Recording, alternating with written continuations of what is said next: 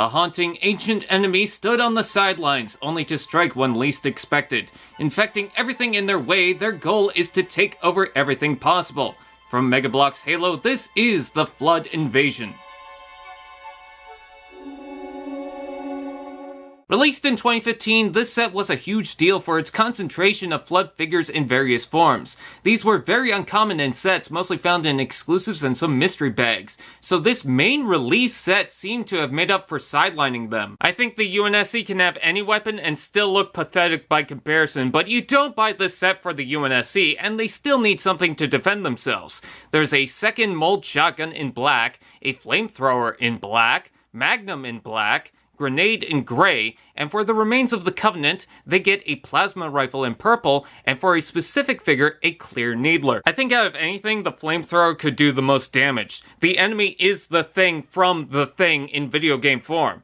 Oh damn, is the Thing an origin film? Anyways, this isn't it. The UNSC also gets a machine gun turret. It can be mounted on the tripod with a handle and shield attachment, or can fully be removed and held by itself. But wait, there's a pile of 9 sandbags all attached together as a defensive line, and 2 fusion coils that you can fire at and explode this disgusting enemy. When the set was released, the UNSC just introduced the new modern articulation form.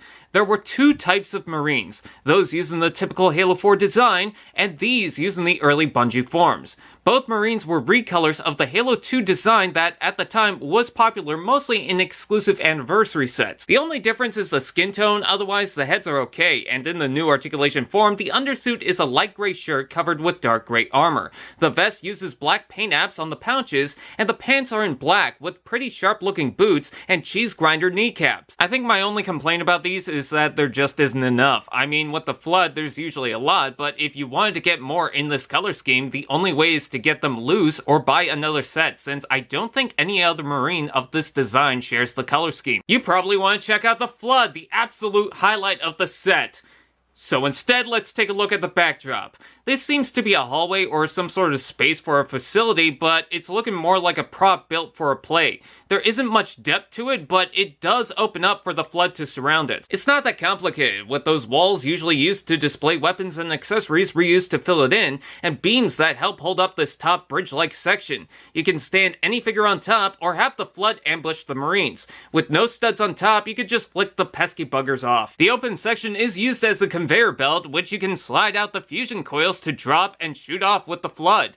The wall does take up some of the value, but it's harmless. In fact, my only complaint is that there's no pins included as an attachment point if you buy multiples to connect as a line. It would be cool to simply set up a large hallway. Let me ask you something. Have you ever driven your alien motorcycle until you notice some gunk gets in there? Then you have to take it to the mechanic, and the simplest tasks cost like a fortune. What a nightmare. This ghost is almost exact to the main Covenant Ghost set released before it. In fact, it's in the same metallic dull purple that sometimes blends into the gray.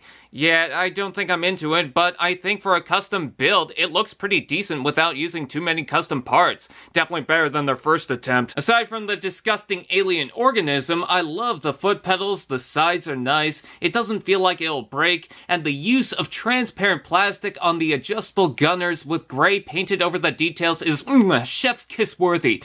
We don't get Flood-infected vehicles often, so this was a real treat. It's almost its own character now, with a singular piece wrapping around the side. The good thing is, it can be removed for a nearly matching regular ghost. There is a ball joint sticking out, but all the colors blend anyway, it's not obtrusive. Another concern I have is less about the ghost itself, nor the fact it can be driven by a Flood-infected figure, which looks good, but it's more about the weapon. If you want to leave it on, you'd have to use the creepy arm, since the hand needs to rotate to attach to the ghost. Maybe they should have used the plasma pistol, because the rifle tends to slip out of the infected hand. This is a complete win. We don't get 1 or 2, but a total of 10 Flood infection forms, which I think is still a record to this day. Of course, they seem cheap to make, but with the bulk of these, they can easily surround the Marines who are put in an unfortunate situation, and they fill the numbers that were already impressive. The feelers are painted, and with the little legs and back section, they're certainly disgusting parasites. And they come in 2 different flavors. 5 of them in Nougat Tan. That's not as impressive as the burnt skin tone and wash in previous sets, but it's still still looks nasty. Other than that, there's 5 in Dog Droppings Brown. This set includes a Flood Carrier form, which we discussed in the Flood Hunters Battle Unit set, this time in the creamy tan color.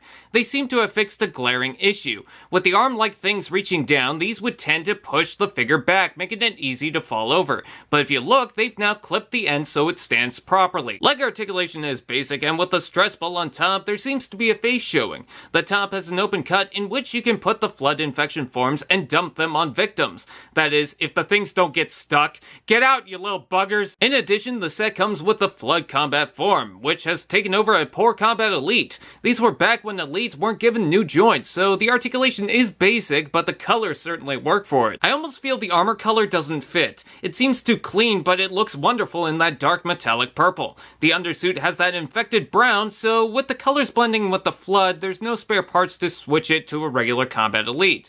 But with how uncommon these were, why would you want to swap anyways? I do like the blue lights in the torso armor too. The head doesn't really have any posability other than the flexible feelers, but that's because it's meant to properly fit into the torso. The arm only gets the ball joint, but that's fine. It still gets the hand clip to attach weapons, but man, that looks disgusting. Could you imagine this thing petting your cat? If that's hard to watch, the set also includes the same mold but in a complete active camo clear. This is a wonderful addition and the first of its kind. It's pretty much the same thing, but as a change-up, I love it. I mean, the Flood is a bad enough enemy, but what if it's made out of ice? Oh, that's freaky. Also, for the first time ever, this set introduces a new line of Flood enemies with the Flood tank forms. Not only is this a good introduction, but amazingly enough, you get 2 different flavors of them right off the bat in cream tan and brownie brown.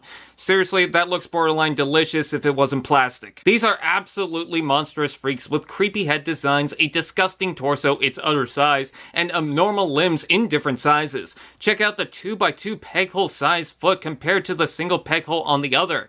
Now, it's both a peg leg and a peg leg. Do what you want cause a pirate is free. You are a pirate. Despite the giant blade-like arms, there's still clip attachments. This arm kinda looks like a Pacific Rim kaiju. Posability is pretty basic, but the texture looks so gross that I wouldn't want too many joints to take away from it. They might still be freaks, but they do make a lovely couple. I wasn't certain how I feel about the set. Imagine how much more Flood figures we could get without the backdrop, but I think it adds to the setting. If you couldn't tell, the Flood is certainly the highlight. I think this is a very impressive pack with a lot more useful stuff than you might expect, and I'd love to see more sets like this.